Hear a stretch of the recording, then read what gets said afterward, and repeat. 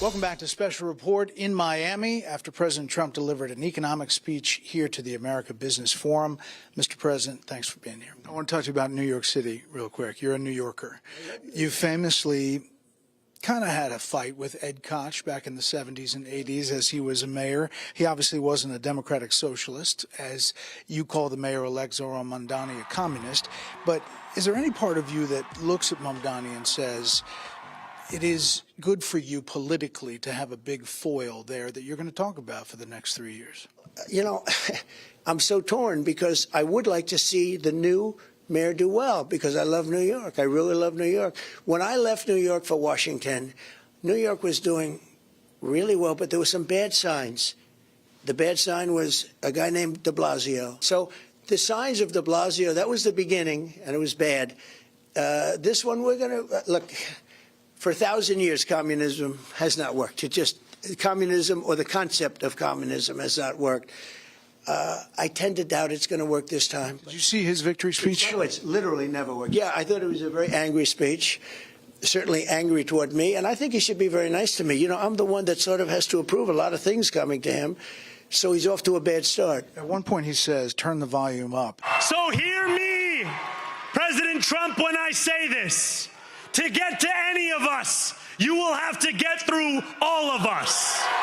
How do you respond to that? Does that affect anything you're going to do? It's a very dangerous statement for him to make, actually. And, you know, you talk about danger. I think it's a very dangerous statement for him to make. He has to be a little bit respectful of Washington, because if he's not, he doesn't have a chance of succeeding. And I want to make him succeed. I want to make the city succeed. I don't want to make him succeed. I want to make the city succeed, and we'll see what happens. Did you see reaching out to him? I would say he should reach out to us, really. I think he should reach out. Right. I'm here. We'll see what happens, but I would think that it would be more appropriate for him to reach out to us. So speaking of reaching out, is there a deal that can be made to end this government shutdown in your mind? Well, I think the Democrats have become radicalized. I think, you know, this never happened before. They always extend. You know, an extension is very easy. It's done all the time. You extend, sometimes you extend 4 or 5 times. I mean, they become radicalized lunatics, actually, in a true sense.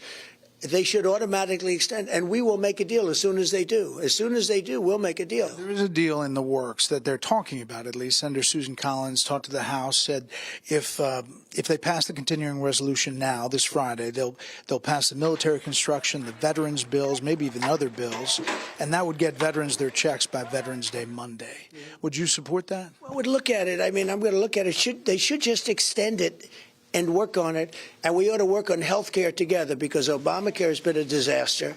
It's going to get a big increase, but Obamacare is not great health care, and it's very expensive, and I'd love to work with them to fix it. This is obviously appropriations bills one at a time, but they lump some in, get a continuing resolution until December or January, move forward. Let's move forward. I'd like to move forward. I'd like to get it going, but it's really up to them, and we're here.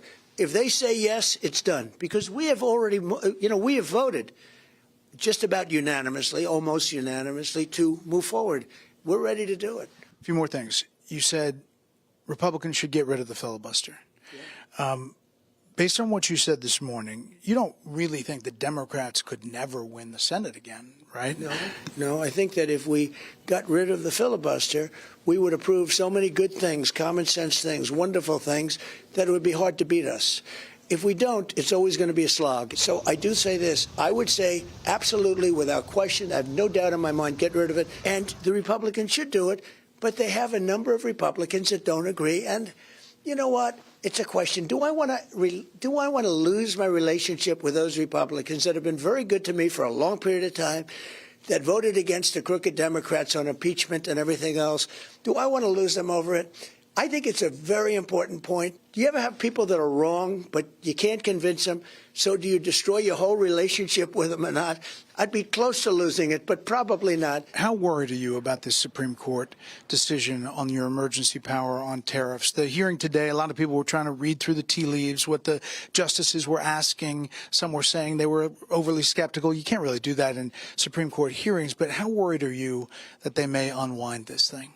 Well, I heard the court case went well today, but I just heard that a little while ago because, as you know, it was just 2 hours ago that they finished up. But I will say this, it would be devastating for our country if we lost that. Devastating. I think it's one of the most important, maybe the most, but one of the most important cases in the history of our country.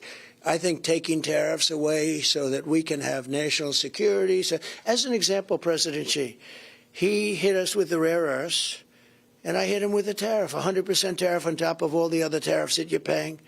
And they called in 10 minutes and we made a deal.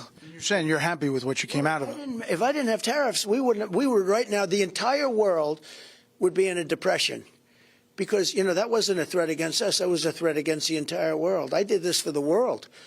But, yeah, I would say that I can guarantee you this, if I didn't put 100% tariff immediately on China, the entire world, because of magnets, a special kind of rare earth, et cetera, right, would be closed up. Without the benefit of tariffs, we would not. We had a very successful meeting with President Xi of China and others.